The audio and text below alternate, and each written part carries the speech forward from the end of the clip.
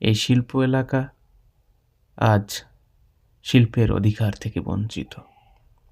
ভবনগুলো কেমন যেন ধূসর রঙে ছেয়ে গেছে।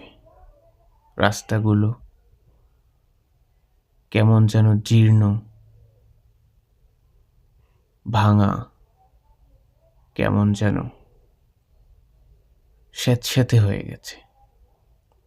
আজ সেখানে মানুষের উপস্থিতি নেই। পুরনো বিল্ডিং ভুতুড়ে বিল্ডিংয়ের মতো।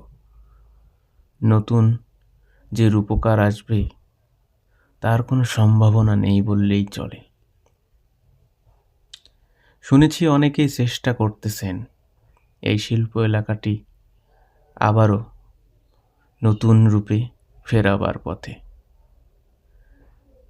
সে আশা কি মানুষের পূর্ণতা পাবে?